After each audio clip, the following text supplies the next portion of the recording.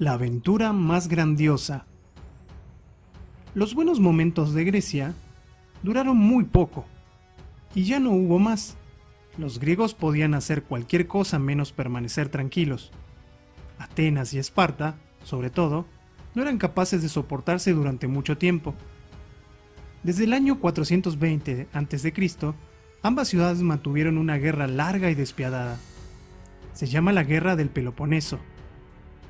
Los espartanos llegaron a las puertas de Atenas y arrasaron el país de forma terrible. Talaron los olivos, lo que supuso una espantosa desgracia, pues un olivo recién plantado necesita mucho tiempo hasta dar fruto. Los atenienses, a su vez, atacaron las colonias espartanas del sur de Italia, en Sicilia, y Siracusa. Fue un largo tira y afloja. En Atenas se desató una epidemia grave que provocó la muerte de Pericles y la ciudad perdió finalmente la guerra. Sus murallas fueron destruidas. Pero como suele ocurrir en las guerras, todo el país acabó agotado por la contienda, incluidos los vencedores. La situación empeoró aún más cuando una pequeña tribu cercana a Delfos, a la que habían irritado los sacerdotes del santuario del oráculo de Apolo, lo ocupó y lo saqueó.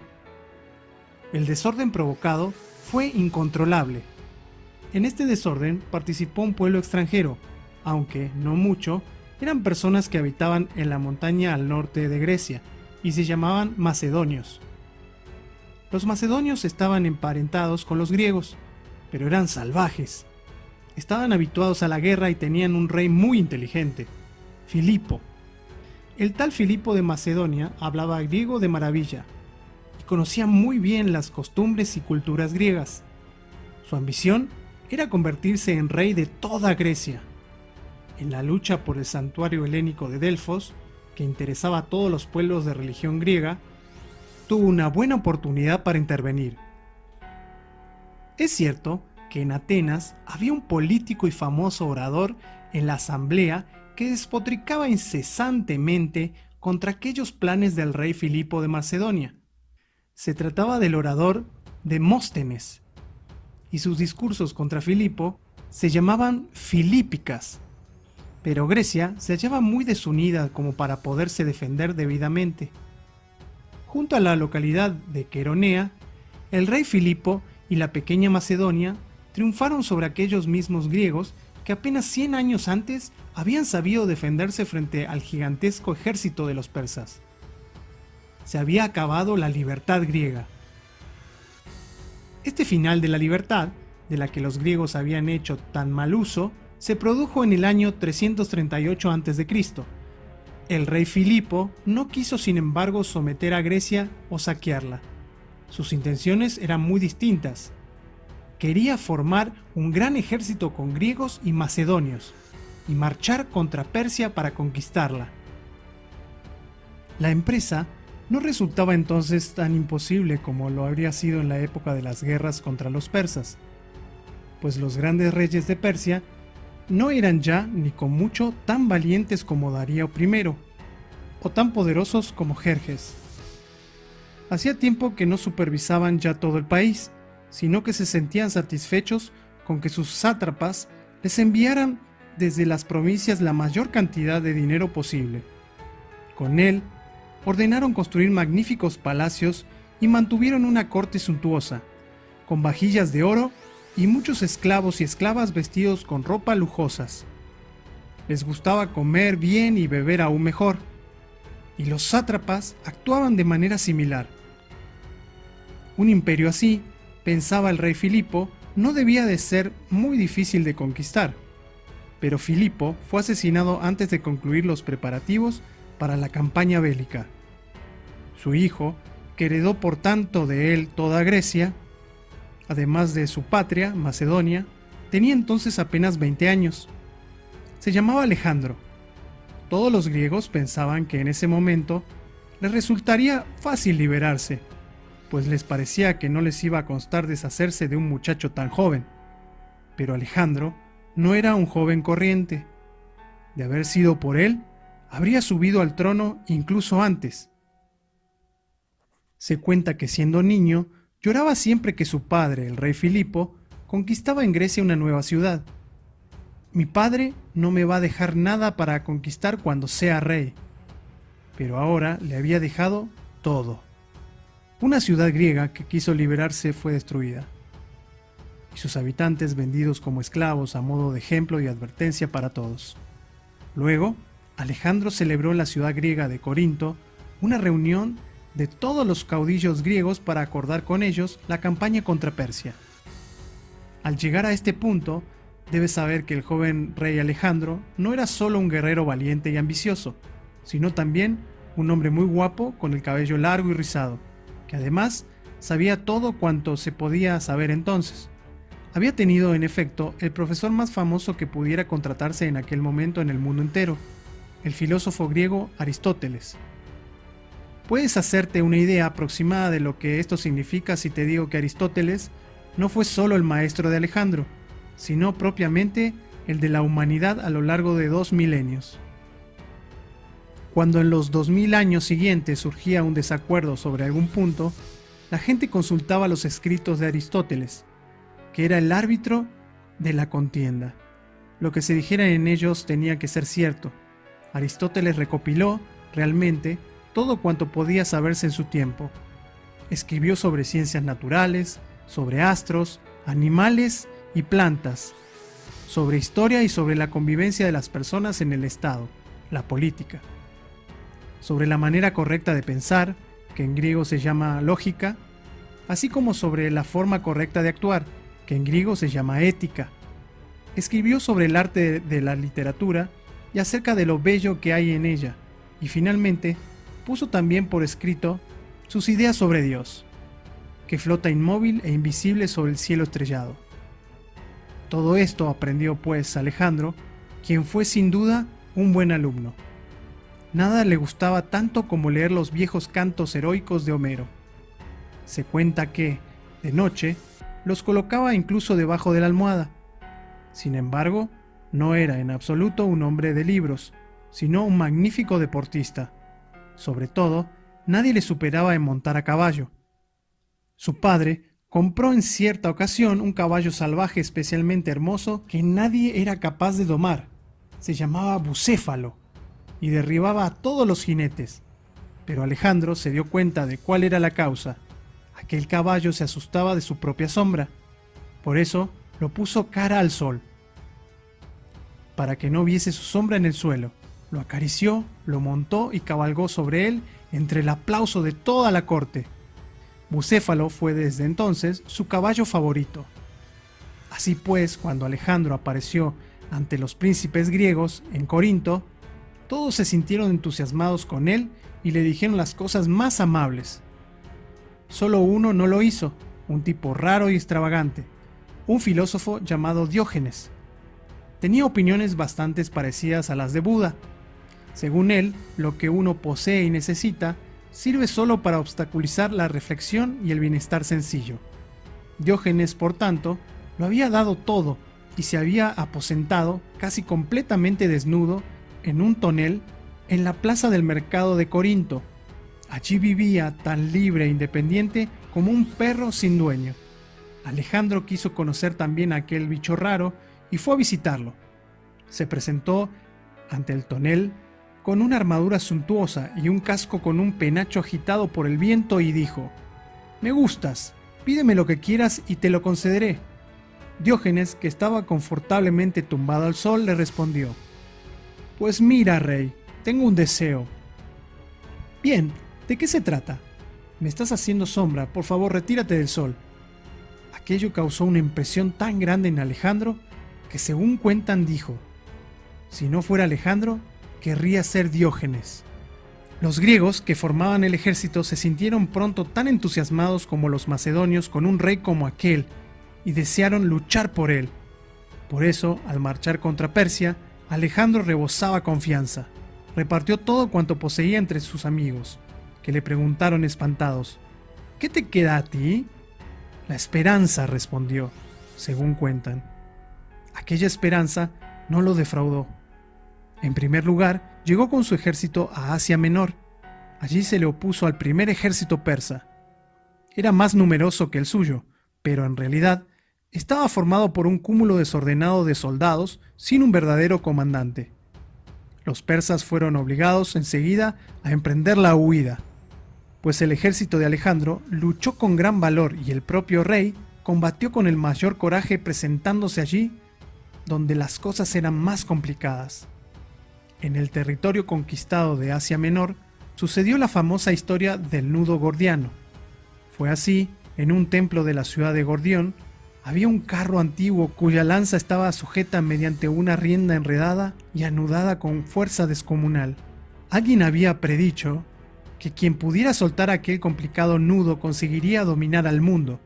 Alejandro no dedicó mucho tiempo a intentar desanudarlo con las manos, pues era, al parecer, más difícil que el del cordón de un zapato cuando uno tiene prisa. E hizo lo que mi madre jamás me habría permitido. Cogió la espada y sencillamente lo cortó por el medio. Aquello significaba: con la espada en la mano conquistaré el mundo y cumpliré de este modo la antigua profecía. Y así lo hizo. El resto de la historia de esta conquista lo verás mejor en el mapa. Alejandro no avanzó directamente hacia Persia. No quería dejar a sus espaldas las provincias persas de Fenicia y Egipto, sin haberlas sometido. De camino hacia ellas, los persas intentaron detenerlo junto a una ciudad llamada Isos. Alejandro los aplastó y saqueó las suntuosas tiendas y tesoros del rey persa. También tomó prisioneras a la esposa y a la hermana del rey, y las trató con mucha cortesía y dignidad. Aquello ocurrió en el año 333, que podrás memorizar fácilmente con un antiguo verso escolar.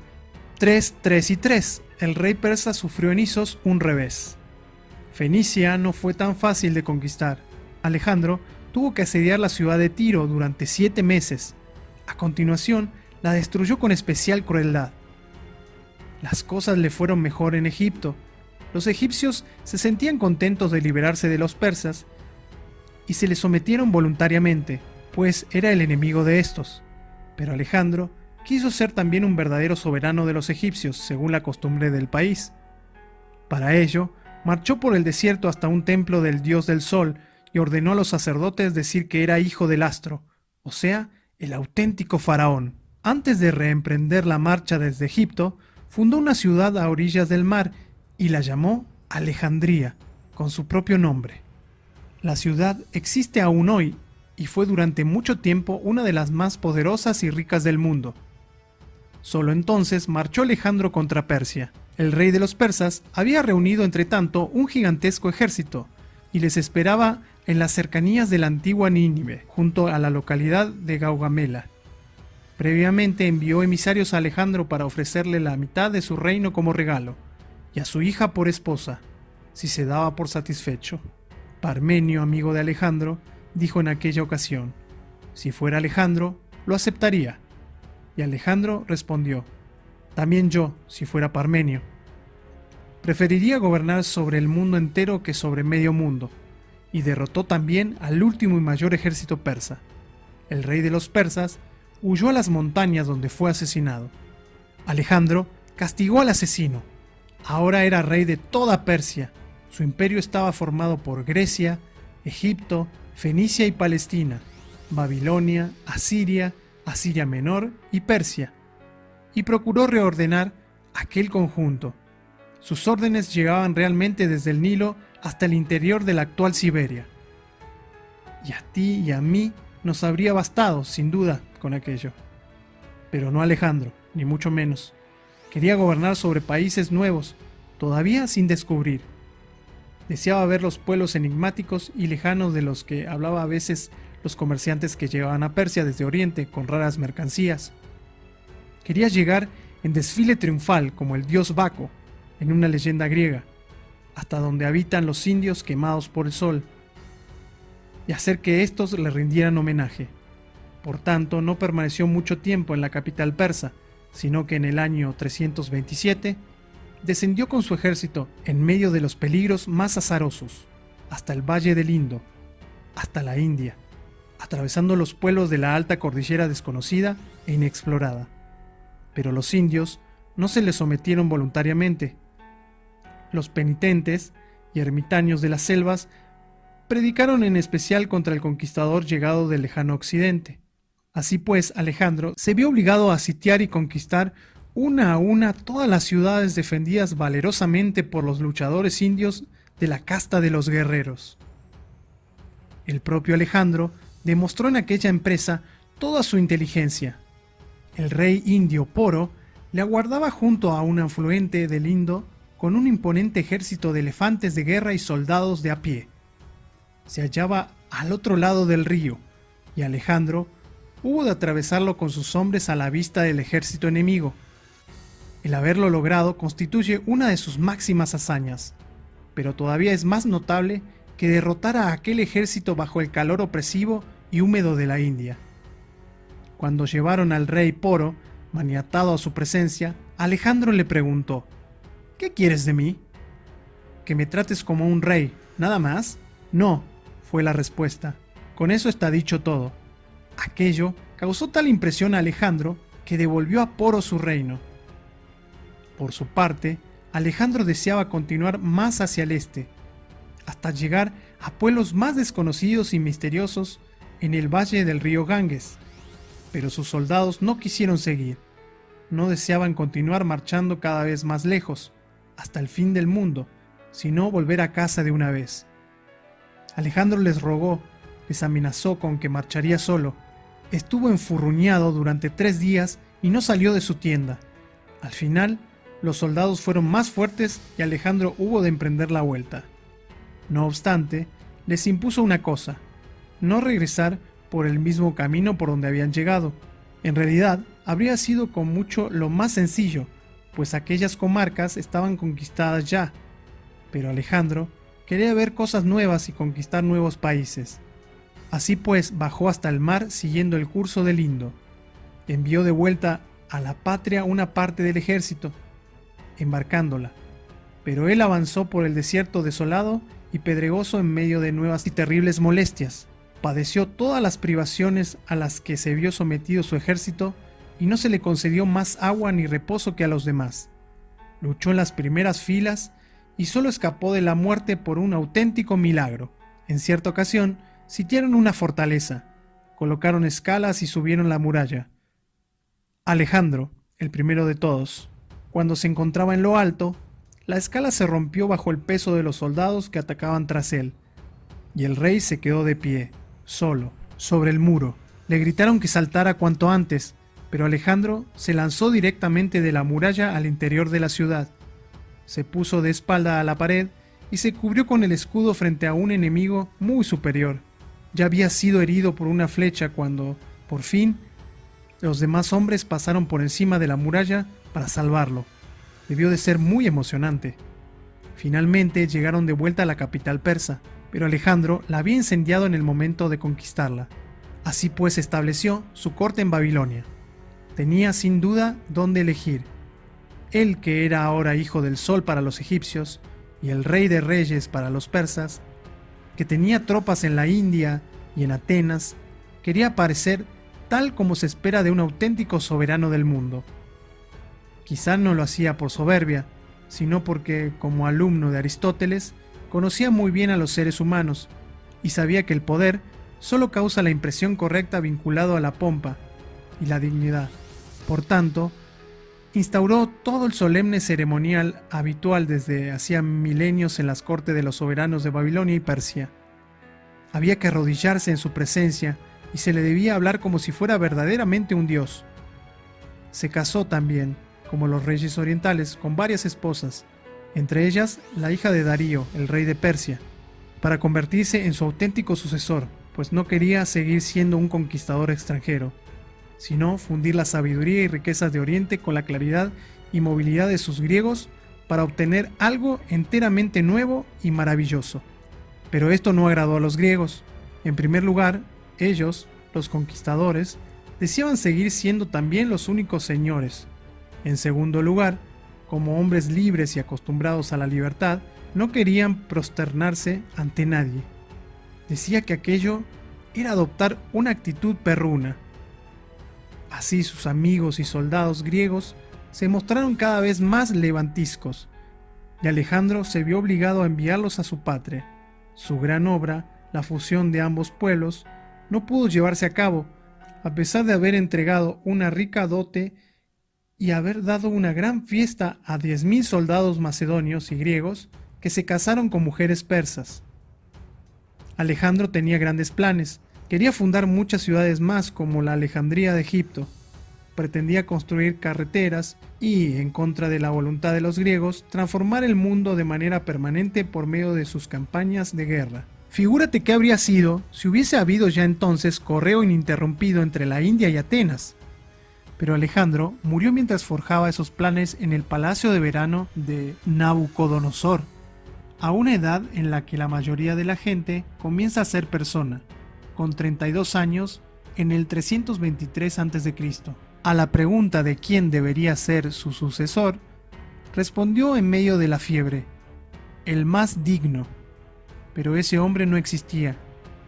Todos los generales y príncipes de su entorno eran gente ambiciosa, derrochadora y sin conciencia, y se pelearon por el imperio mundial hasta su desintegración.